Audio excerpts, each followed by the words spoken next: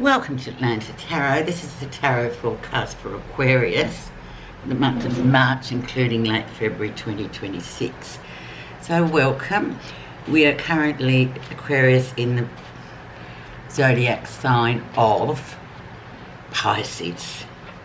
So the element is water. So emotions are coming into the viewfinder this 4 weeks. Lots of emotional stuff rearing its head to the surface, making us sort of look into emotional issues, using our intuition rather than our brain and logic to sort things out. Maybe a bit confronting for you Aquarians because you're quite out there people, very good at using your logic and your brain to sort of really ideas, all that communication, everything's sort of out there with you guys. But you are in your second house of values. So it's all coming to the fore. Everything you value, your relationships, your money, your point of view, what you stand for, comes under the spotlight. Just a quick jot. Housekeeping, please like, subscribe and comment to help me grow this little channel. Thank you. Okay. Energy around. 3 of Cups. Celebrations. Good times. It could be pregnancy for some of you. It could be marriage for some. But overall, it just means time to celebrate those emotional connections. So it is a Cups card, which is good because we're in Pisces. So it's redirecting you to these kind of energies for this 4 weeks. By the look of it, the beautiful 3 of Cups. Okay, where you are right now. King of Wands, leadership, male energy coming through really strongly as he does. So he's all about leadership, he's all about movement. He's all about creativity. So just getting, being creative in the way you take things on. Now also, because he is a king, it could be a male energy that you know quite well. It could be a partner, a father, brother, anybody with those attributes. Very much a fire sign, which you go well with, fire signs, Aquarius. But yeah, it's just his dynamism, I suppose. He's a very dynamic character. He gets to the top, but he is always got leadership on his mind. He's sort of not a shrinking violet. He's not one to sit there and passive. He's a very active character. So this is good. Good energy to start.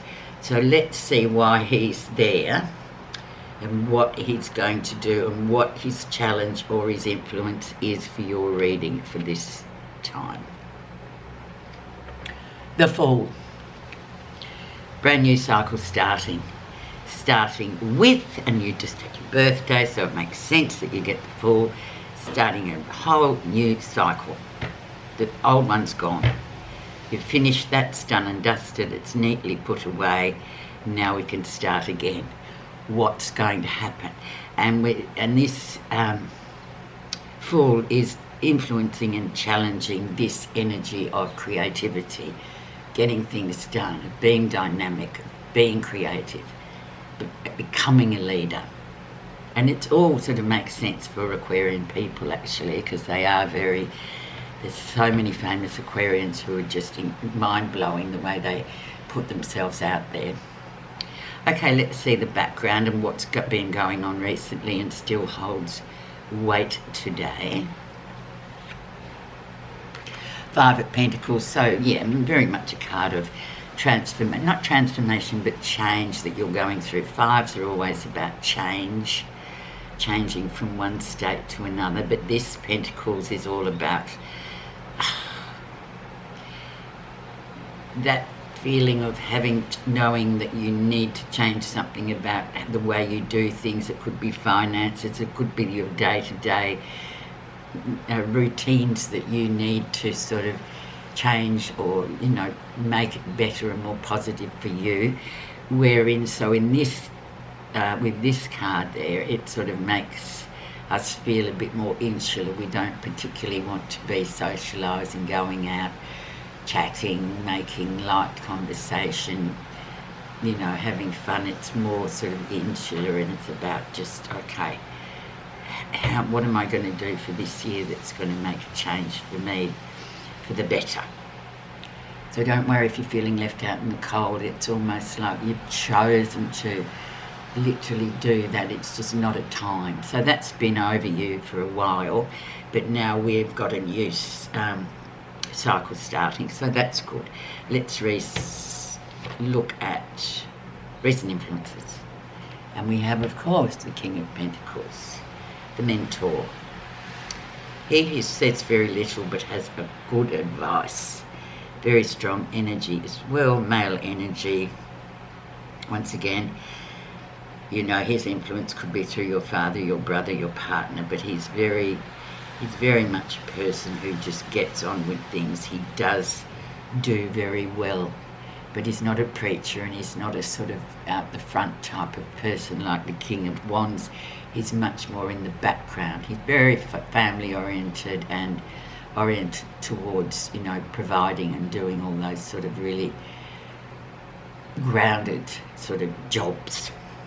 So he's coming in for you, so that's probably a good thing as well, because in the house of value, with the second house of values, his advice is very valuable. There you go. So it's good to have that aspect of him in there. Let's go now to the lesson. Five of Wands, few obstacles to negotiate and navigate coming through here. So just navigate. Like obstacles come up. I noticed, I think it was 2 days ago, the planet of communication, Mercury, started going retrograde. So this is when a lot of things can go awry. And funnily enough, you have the Five of Wands, which is sort of like putting out spot fires every time you try and move forward. There's something, and back you go again. And then, but the key to the Five of Wands is just to learn to navigate. If it doesn't work one way, try another way. It's a very skillful card to learn to address problems and find solutions. And some of us tend to go, oh, I'm not doing that, I'm walking away, I'm not finishing that. But then there's walk away, come back. Yeah, so Five of Wands, there will be obstacles to tend to, I can't think of the word, but obstacles will be in your path, but it's the matter of how you navigate them. And I'm sure you'll do it well in the near future.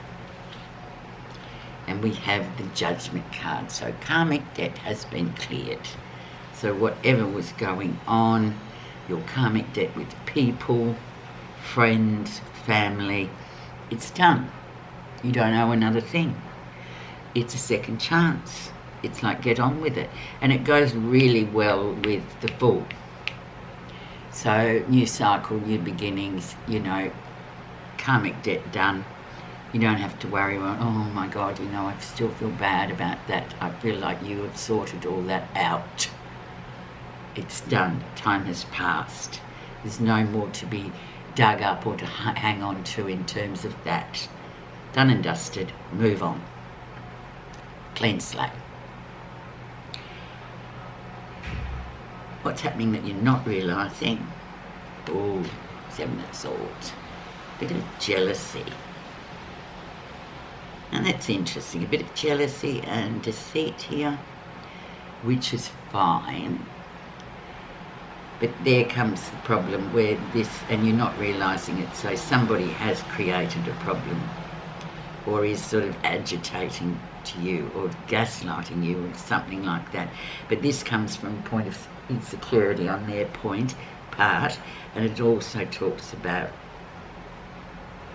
you know, just projecting that onto other people, and you're not kind of aware of it, but I'm here to tell you to be aware of it, because it's very much that.